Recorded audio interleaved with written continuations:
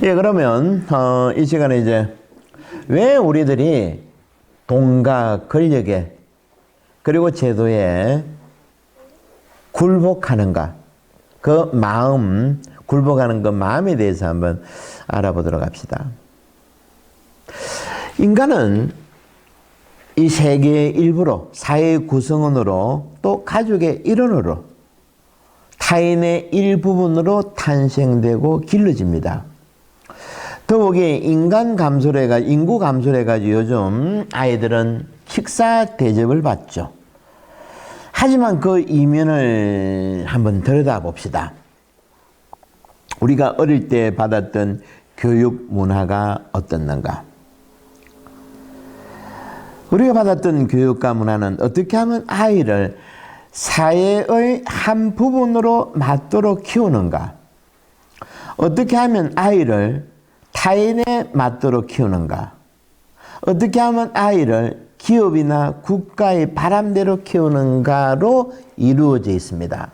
이것을 심리학적 용어로 적응이라는 단어를 사용합니다. 다른 말로 하면 이 적응이 복종이라는 거죠. 참으로 놀라운 것은 우리가 받았던 교육 문화가 따지고 보니까 나를 위한 것이 아니었다는 겁니다. 남을 위했다는 거죠. 우리 인간은 수천 년 동안 걸쳐 왕이나 성직자나 귀족이나 기업주나 그들을 위해서 우리는 양육되고 교육되어졌다는 겁니다. 때문에 복종은 선이고 불복종은 악이라는 가르침이, 교육이 우리 머릿속에 남아 있습니다. 새겨져 있다는 거죠.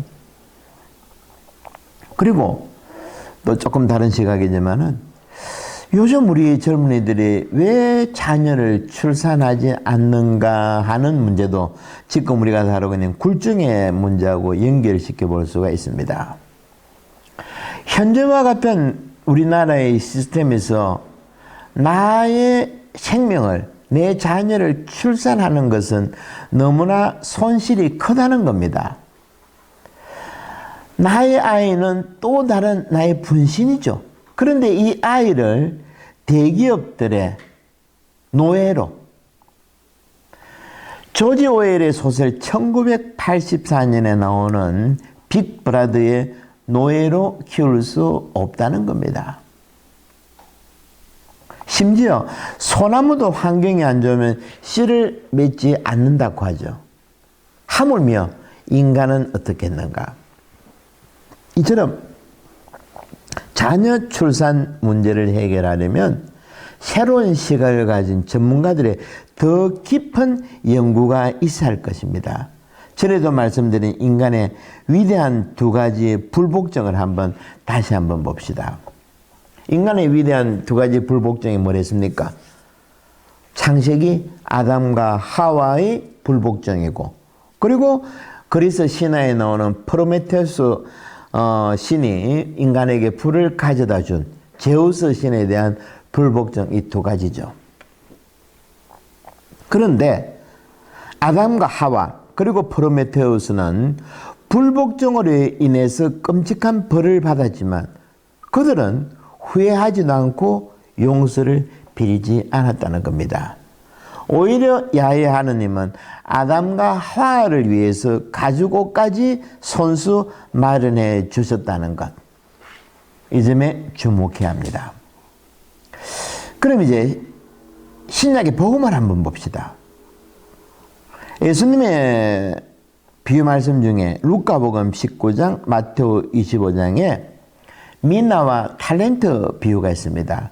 먼 길을 떠나는 귀족이 신하들을 불러 미나를, 탤런트를 맡기면서 이것을 사용하라고 하셨죠. 그리고 다녀와서 미나를, 탤런트를 적극 사용한 신하에게는 어떻게 했습니까? 칭찬을 했죠. 큰 상을 줍니다. 하지만 주인이 무서워서 미나를, 탤런트를 숨겨둔 신하의 것들은 빼들어가지고 가진 자에게 줍니다. 여기에서 우리는 이제껏 내가 믿고 있었던 하느님과의 모습과의 다름을 인정해야 됩니다. 사실 우리들의 신앙은, 우리들의 생각은 하느님을 마치 팔공산 갑바의 부처님처럼 생각해가지고 세상일 집안일 등은 나에게 맡겨놓고 하느님은 뒤에서 그냥 내가 하는 일을 조용히 축복해주면 되지 않느냐, 이런 신앙이었죠, 솔직히. 그죠? 하지만 주인에게 가진 것을 모두 빼앗긴 종은 다름 아닌 내 안에 계신 성령과 함께 호모수마돈을 체험하기를 거부한 종이었다는 겁니다. 여기서 우리가 잊어서는 안 되는 것은 하느님은 아무리 작은 것이라도 우리와 함께 하고 싶은 그 마음이라는 것. 그런 분이 우리 하느님이라는 겁니다. 때문에 하느님으로부터 받은 탤런트를 민나를 숨겨놓은 종은 다름 아니라 하느님을 두려워하고 자기 변화를 거부하고 자기 혼자서 힘만으로 살아가려는 태도를 말합니다. 그뿐 아니라 자기 마음 깊숙한 곳이 성령의 궁전임을 모르고 어릴 때의 두려움, 습관, 상처받은 기억을 토대로 해가지고 판관기 9장에 나오는 가시나무 비유에 나오는 것처럼 소개해드렸죠. 가시나무와 같이 우상의 권력에 기대어가지고 조그만한 만족에 만족하면서 살아간다는 거죠. 마치 왕궁의 생쥐처럼 귀한 인생을 소비한다는 겁니다. 우리는 세상의 평범함에 굴복해서는 안 됩니다. 하지만 사실 대부분의 세상 사람들은 그렇게 살죠. 그렇다고 우리까지 그렇게 사는 것은 엄청난 손해죠. 왜 우리가 평범하게 삽니까? 딴 사람들 다 그리 산다고 우리까지 그렇게 평범하게 살 필요가 없죠. 우리가 사는 인생은 단 한 번뿐입니다. 이 기회를 놓쳐서는 안 되는 거죠. 꽉 움켜잡아서 내 것으로 만들어 모든 순간을 살아내야 된다는 겁니다. 숨쉬는 모든 순간을 말입니다. 우리에게는 두 가지 마음이 있는데 가장 단적으로 드러난 사건이 성중한 전례에 들어있죠. 빨마가지를 들고 예수님을 환영하다가 곧 마음이 돌변해가지고 예수님을 십자가에 못 박아라. 고함칩니다. 이렇게 복잡 미묘하고 이해 안 되는 인간의 마음을 굴종하는 이 마음을 시 두 편을 한번 소개해 보고자 합니다. 첫 번째는 기형도 시인의 우리 동네 목사님인데 제목이 한번 들어보십시오. 읍내에서 그를 본 것은 이번이 처음이었다. 철공소 앞에 자전거를 세우고 그는 양철 홈통을 반듯하게 펴는 대장장이의 망치질을 조용히 보고 있었다. 자전거 짐털 위에는 두껍고 딱딱해 보이는 성경책만한 송판들이 실려 있었다. 교인들은 교회당 꽃밭을 마구 밟고 다녔다. 일주일 전에 목사님은 폐렴으로 둘째 아이를 잃었다. 장마통에 교인들은 반으로 줄었다. 더구나 그는 큰 소리로 기도하거나 손뼉을 치며 찬송하는 법도 없어 교인들은 주일마다 수군거렸다. 학생의 소년들과 목상한 뒤에 푸승기를 심다가 저녁 예배에 늦은 적도 있었다. 성경이 아니라 생활의 밑줄을 그어야 한다는 그의 말은 집사들 사이에서 맹렬한 분노를 자아냈다. 폐렴으로 아이를 잃자 마을 전체가 엄밀히 눈빛을 주고받으며 고개를 끄덕였다. 다음 주에 그는 우리 마을을 떠나야 한다. 어두운 천막교의 천당에 늘어진 작은 전구처럼 하늘에는 어느덧 하나 둘 맑은 별들이 켜지고, 그리고 두 번째 시는 김남주 시인의 어떤 간류라는 시입니다. 이것도 한번 잘 한번 들어보십시오. 간류에게는 주인이 따로 없다. 봉급을 주는 사람이 그 주인이다. 개에게 개밥을 주는 사람이 그 주인이듯이 일제 말기에 그는 면서기로 채용되었다. 남달리 매사에 건면했기 때문이다. 미 군정 시기에 그는 군주사로 승진했다. 남달리 매사에 정직했기 때문이다.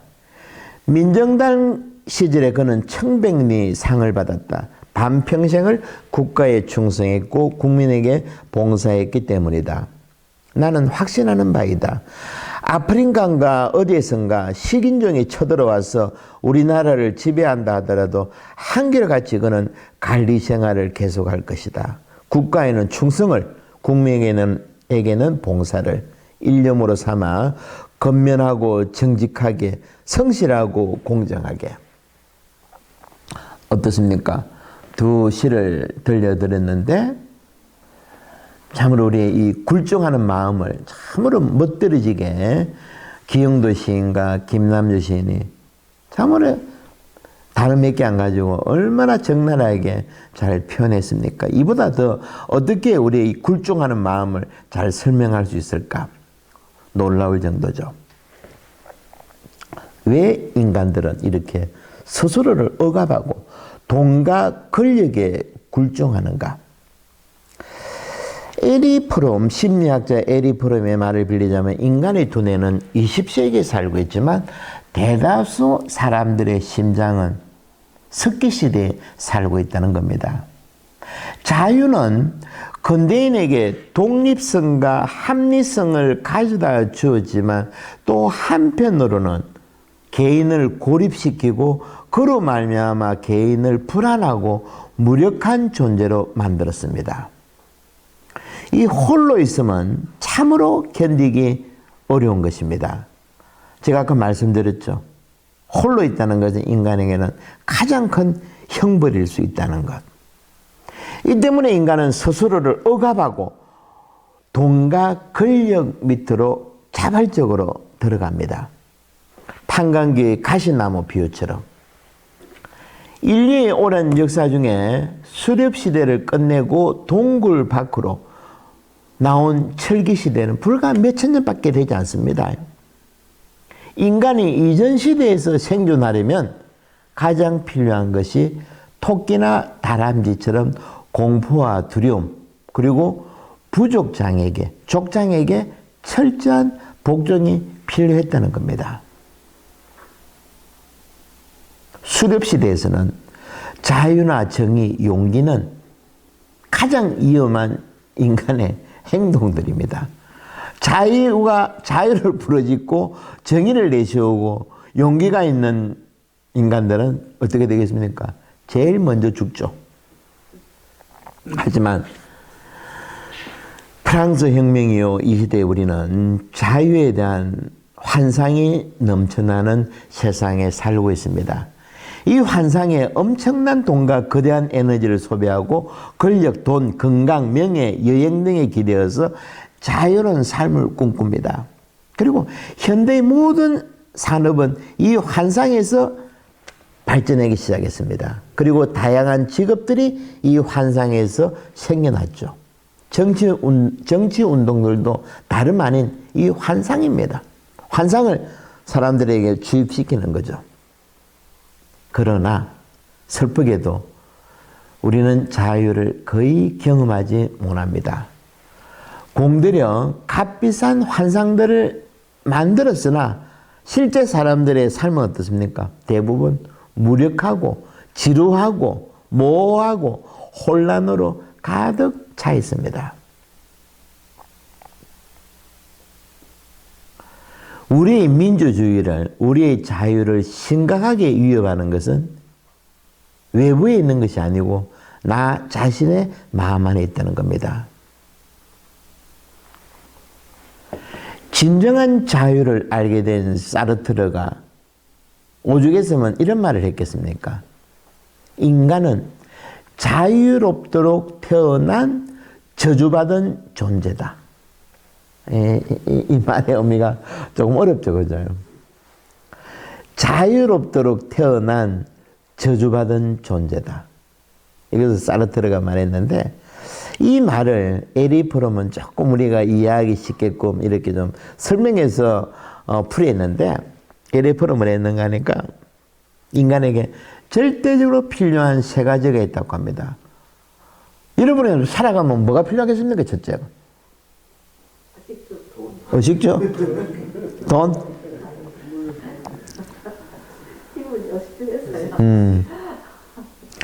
에리프롬 이 세 가지를 들었는데, 첫 번째 자유, 두 번째가 사랑, 세 번째가 직업. 현실적이죠, 그죠? 사르트르보다 프롬이 아주 그냥 막 현실적으로 자유와 사랑, 직업. 너무나 당연하죠, 그죠? 너무나 당연한 거 아닙니까?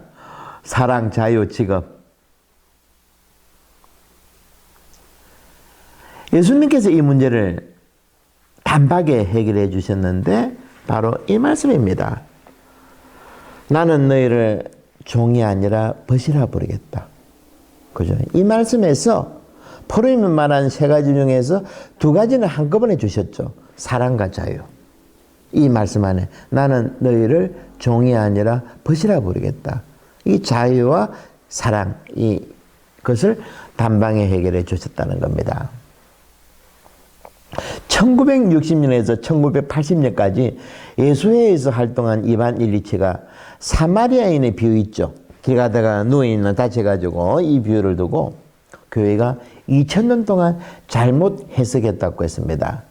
이 비유의 본래 의미는 뭔가 하니까 우리 이웃이 누구냐 하는 것인데 우리는 이제껏 내가 가난한 이들에게 무엇을 베푸는가에 온통 매달려 있었다는 겁니다. 다시 말해서 기부나 착한 일, 선행보다 더 중요한 것은 인간들이 자유롭게 친구로서의 우정을 나누는 것이라는 이 부분. 이것을 이반 일리치가 이야기를 했습니다.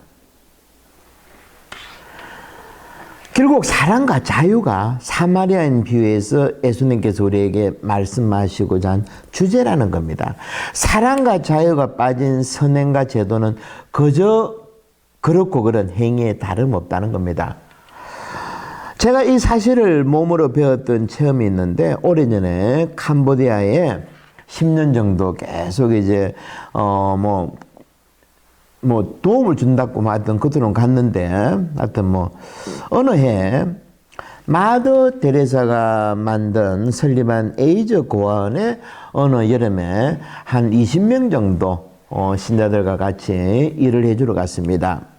당시만 하더라도 오래전 일이니까 한 20년 정도 된 것 같습니다. 그 당시에는 캄보디아는 최빈국이었죠. 아무것도 없었습니다. 그때만 하더라도 프놈펜 시내에 신호등 하나 있을 정도였으니까 지금하고는 완전히 다르죠. 사랑의 성교회라고 있는데 그 프놈펜 시내에 그곳은 에이즈 고아원이었습니다. 토끼 같은 이쁜 아이들이 부모에게서 물려받은 에이즈 때문에 에이즈는 출산할 때 에이즈를 전염됩니다. 이 애들은 세상에 태어나자마자 두 번이나 버림받았죠. 부모는 이미 에이즈로 죽고 또 사회는 그들을 버렸죠. 그래서 인도에 있는 마더들에서 그쪽에 사랑의 선교회 그 수행들이 고아원을 설립했는데 우리가 거기서 해야 할 일은 뭔가 하니까 고아원 2층이 아이들 한 100명이 노는 놀이터인데 펜스가 없는 겁니다. 그러니까 위험하다는 거죠. 그죠? 그래서 우리가 용접 기계 이런 거 가져가 가지고 용접도 해주고 펜스를 만드는 거 작업들이었습니다. 난간도 안전시설을 만드는 일을 한 4, 5일 정도 했습니다. 그야말로 우리 모두가 호모스마돈의 힘으로 힘을 모아가지고 힘드는 줄도 모르고 밤 10시까지 그 고안에서 참으로 재미있게 일을 했습니다. 일을 끝내고 원장 선생님하고 개인적으로 그 이야기하는 시간이 있었습니다. 차를 한잔 먹는 자리에서 제가 이런 질문을 했죠. 선생님, 이 가난한 나라에서 저 100명이 넘는 아이들을 키우기 위해서는 많은 돈들과 약품들이 필요할 텐데 어떻게 예산을 꾸려가고 한 해에는 예산이 얼마 정도 됩니까? 하고 물었습니다. 그때 원장 선생님이 저를 빤히 쳐다보면서 이렇게 말하는 겁니다. 예산은 없습니다. 다음날 빵이 필요하면 수녀들이 모여가지고 기도하고, 그럼 어디선가 빵을 가져오고, 과일과 우유가 떨어지면 또 기도하면 또 어디선가 가져오고. 사실 어제 약품이 좀 필요했는데 필리핀 대사관 부인들이 대사관에 있는 부인들이 약품을 해가지고 오늘 아침에 가져다 주었습니다. 이렇게 우리는 예산 없이 하느님의 도우심으로 섭리로 하루하루 살아간다, 이렇게 말을 하는 겁니다. 그때 저는 얼마나 부끄러운지 아무 말도 못했죠. 조금 전 제가 수임하고 이야기 중에서 우리 교회의 본질이 드러나죠. 좀 전에 그 수임 말 중에 뭐가 드러났습니까? 옛날에 우리가 배웠던 거. 에피오시 온 거죠. 에피오시는 뭡니까? 오늘 일용할 빵. 기도하면 빵을 가져온답니다, 하느님이. 믿어집니까? 그게 이제 하느님의 일이라. 그리고 또 호모스마돈, 모두가 한 마음이 되어서 일하는 이 모습, 사도행전에서 우리가 보았죠. 그리고 에이즈 걸린 아이들을 돌보는 그 사랑의 수녀의 스님들 모습에서 무엇이 드러납니까? 착한 사마리아 사람의 비유가 그대로 드러나죠. 자유, 사랑, 직업, 이 세 가지가 이 안에는 다 묻어 있다는 겁니다. 한꺼번에. 저는 그 이후 10년 정도 매년 그곳에 도와주러 갔는데 결국 도와주러 간 것이 아니고 우리는 거기 매년 거기 가서 배우고 온 것입니다. 삶의 풍요로움을 오히려 그 캄보디아 그 가난한 곳, 에이즈 걸린 단체, 장애인들, 이런 단체에서 우리는 사랑과 자유, 직업이 무엇인지 우리는 생생하게 배웠다는 겁니다. 가장 잘 노는 곳에 가장 멋진 직업이, 일자리가 있다는 겁니다. 이처럼 우리가 마음의 장난에서만 해방된다면 우리 일자리는 도처에 깔려 있습니다. 안 그렇습니까? 눈을 아직 안 떠서 그렇지. 항상 우리 머릿속에는 대기업 가야 된다, 공무원 내야 된다, 이런 것만 있었지. 이것만 버려낸다 그러면 이처럼 우리 주위에는 사랑과 자유, 직업, 이 세 가지가 도처에 깔려 있다는 겁니다. 그래서 예수님께서 뭐라 하셨습니까? 그러므로 너희는 무엇을 먹고 마시며 살아갈까 걱정하지 마라. 내일 걱정은 내일에 맡겨라. 그리고 사실 저도 2년 전까지 4, 5년을 한 달에 90만 원 정도 가지고 살았습니다. 집세 30만 원 주고 나면 얼마 남습니까? 근데 또 사라집니다, 거기에. 문제는 두려워하지 않는 거죠. 그리고 기대하지 않는 겁니다. 지금 전 세계가 공포에 빠져 있는 이 바이러스, 여기서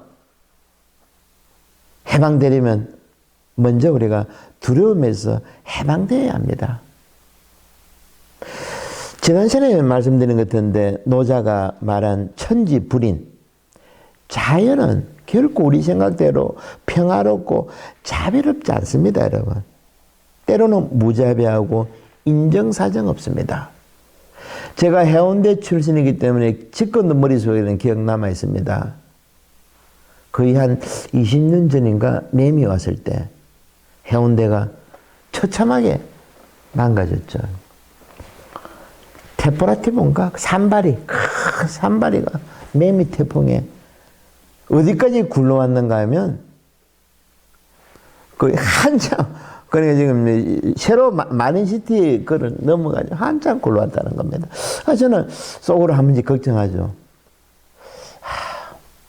자연은 천지불인, 언제 무섭게 변할지 모르는데 우리 현대인들이 가장 잘못하고 있는 것 중 한 가지는 우리가 자연을 지배한다 그러는데 천만의 말씀이죠. 우리 꼬라지를 알아야 됩니다. 우리 이런 바이러스 질병을 통해서 우리 분수를 알아채고 자연과 인간 간의 관계도 새롭게 정리해야 합니다. 예전에 우리 조상들하고 달리 우리는 이 자연을 어떻게 했습니까? 마치 소부리듯 했습니다. 그렇지 않습니까? 자연이 무슨지 모르고 이 마음에 있는 아무것도 아닌 이 마음에 무조건 그냥 땅을 파고 그물만 오려면 된다는데 결코 아니라는 거죠. 이 마음이 우리 현대인들을 너무 우쭐거리게 한 것이 아닌가. 다시 한번 우리의 주제를 꼬라지를 한번 생각해 봐야 될 겁니다. 나는 너희를 벗이라 부르겠다. 그리고 착한 사마리아인의 비유, 그리고 내일 걱정은 내일에 맡겨라. 이런 예수님의 말씀들을 통해서 우리는 이 세상의 공포와 두려움에서 해방될 수가 있습니다. 지난주에 제가 간만에 이 태연 클라스라는 드라마를 몰아보기 해가지고 다 봤습니다. 제가 그동안 본 거는 기억나는 거는 옛날에 가테말라 교보사원 갔을 때 본 거는 모래시계 그때 처음 봤었고, 또 오래전 그 드라마죠. 사랑 그대 그리고 나? 맞는가? 요번에 이제 이태원 클라스를 보면서 왜 제가 그 집중했는가 하니까 그 드라마가 여러분들 어떻게 보시면 모르지만 제가 볼 때는 그 굴종, 복종이 있죠, 복종. 이것이 그 주제이길래 저는 이제 이번 강론하고 연결되길래 제가 집중해서 봤습니다. 안 본 분들을 위해서 짧게 설명해 드리면, 고등학교 다니는 셰로이라는 아이의 아버지가 교통사고를 당해 죽게 되면서 드라마가 시작되죠, 그죠? 그런데 이 대기업 회장이 아들의 뺑소니 살인 사건을 돈과 권력으로 무마시키려 하죠. 무마시켰습니다. 하지만 피해자의 아들이 사건의 전모를 알고 회장에게 맞서지만 결국 가진 자들 편인 사법기관에 의해서 공권력에 오히려 이 셰로이라는 고등학생을 오히려 교도소에 집어넣죠. 감옥살이를 하게 만듭니다. 이 주인은 회장에게 굴복하지 않고 무릎 꿇지 않고 복수를 꿈꾸면서 진행해 나가면 살아나갑니다.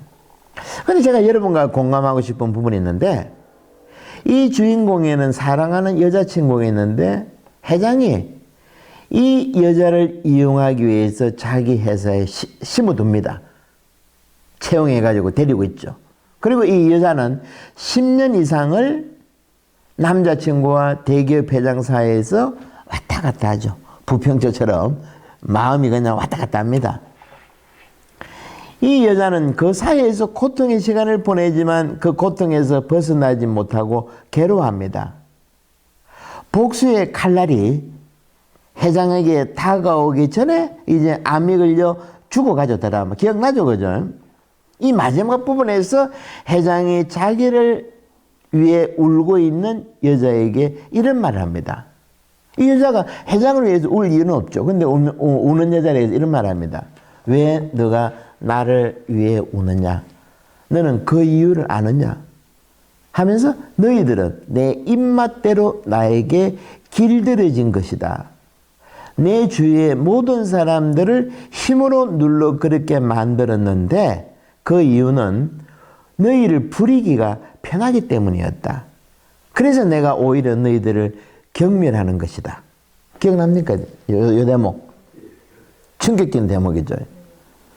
저도 이 대목에 집중했는데, 그러면서 또 여기 회장이 한마디 더 붙입니다.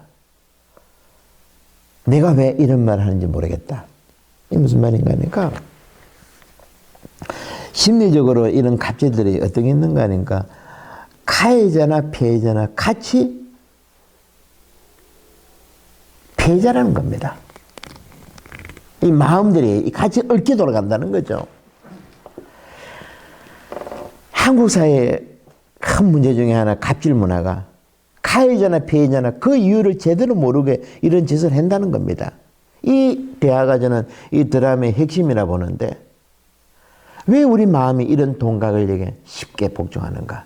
그 이유는 스스로 국가나 기업에 또는 자기가 속한 종교에 아니면 일반적인 여론에 복종하고 있는 동안에 안전하게 보호받고 있다고 착각하게 된다는 겁니다.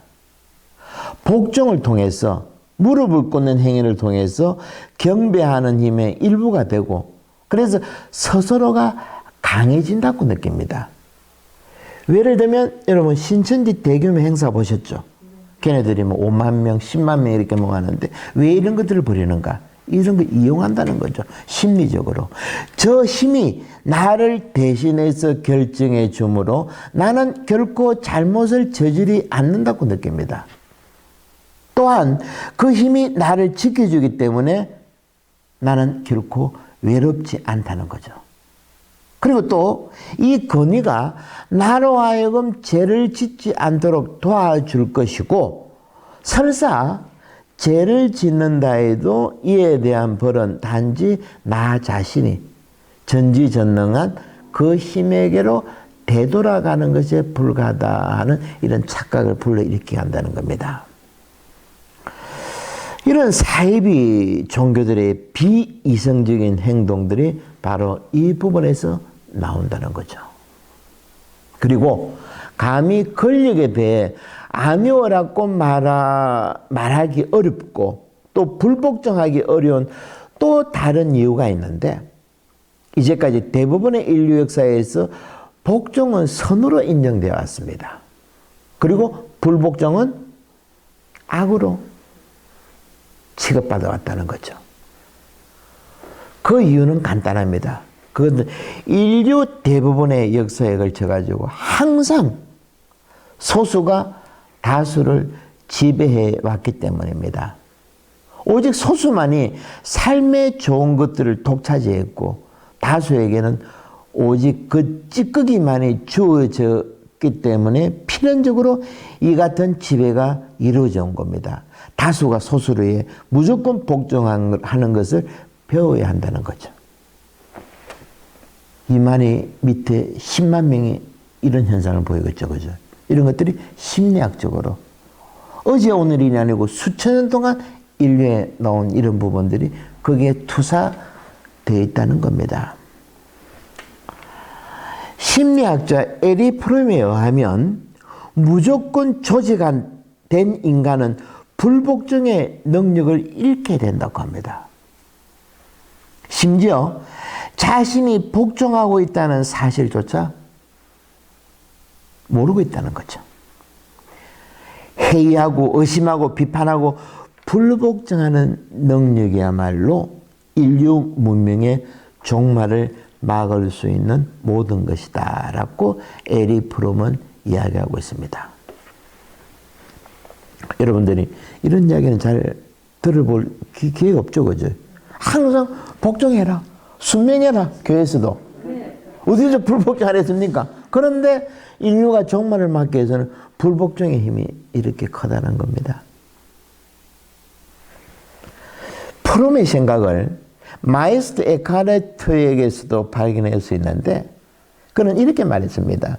나의 인생이란 무엇일까? 그것은 외부에서 이루어지는 무엇이 아니라 내부에서 이 마음 안에서 움직이지는 삶이다. 인간은 모름지기 자기 자신의 외부에서 하느님을 생각하고 하느님을 인식할 것이 아니라 오히려 우리 자신과 우리 스스로의 마음속에서 하느님을 발견하도록 하는 것이다. 그렇다면 우리는 어떻습니까? 예수님을 믿고 다른 사람들은 어떻게 해야 되겠습니까? 불복종의 힘을 길러야 된다는 거죠.